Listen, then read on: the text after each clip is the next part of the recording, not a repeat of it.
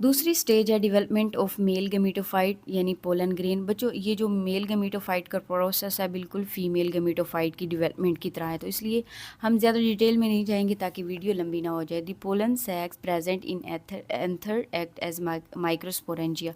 उसमें मेगास्पोरेंजिया था, इसमें माइक्रोस्पोरेंजिया है। ये जो एंथर है इसमें जिसमें स्पोर्स भरे हैं सैक लाइक स्ट्रक्चर में, इसको क्या कहेंगे? माइक्रोस्पोरेंजियम कहेंगे और पोलन सैक भी कहते हैं। Each pollen sac contains many diploid microspore mother cell. इसमें क्या है? डिप्लॉयड माइक्रोस्पोर मदर सेल हैं और उसमें सिंगल मेगास्पोर मदर सेल था। Each microspore mother cell undergo meiosis. इसमें भी क्या होगा? मियोसिस होगी। मियोसिस के बाद जो है हप्लाइड 4 माइक्रोस्पोर्स प्रोड्यूस होंगे। अ माइक्रोस्पोर अंडरगोज माइटोसिस। इसमें से एक माइक्रोस्पोर में क्या होगी? माइटोसिस होगी। माइटोसिस में बच्चों क्या होता है? एक सेल से दो सेल बनते हैं। The resulting two cell structure is a pollen grain.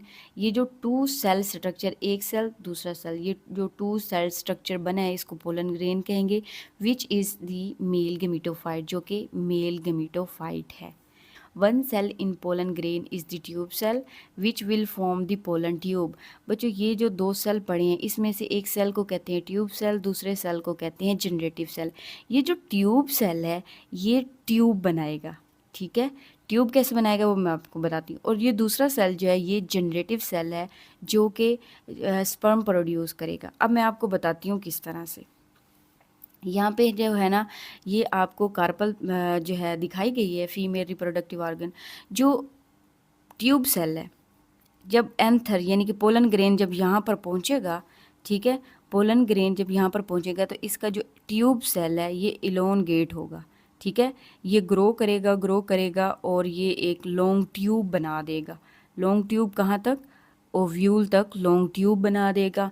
दूसरा जो जनरेटिव सेल है इसके अंदर वो डिवाइड होकर दो स्पर्म प्रोड्यूस कर देगा, ठीक है। वो जो दो स्पर्म्स हैं वो दोनों इंटर करेंगे इस माइक्रोपाइल रीजन से। ये ओव्यूल है तो ओव्यूल के माइक्रोपाइल रीजन से जो है इंटर करेंगे किसमें? ओव्यूल के अंदर। और ये स्पर्म जो है किसके थ्रू कैरी किए जाते हैं? इसी ट्यूब के थ्रू कैरी किए जाते हैं ओव्यूल के अंदर यानी कि मेगास्पोरेंजियम के अंदर, ठीक है। अब जैसे ही ये दोनों स्पर्म यहाँ से इंटर करेंगे माइक्रोपाइल रीजन में, ये एम्ब्रियो सैक है ओव्यूल के अंदर, तो इसमें इंटर करेंगे तो यहाँ पर एक स्पर्म जो है इस एग सेल को फर्टिलाइज कर देगा और जो दूसरा स्पर्म सेल है वो इनके साथ मिल जाएगा।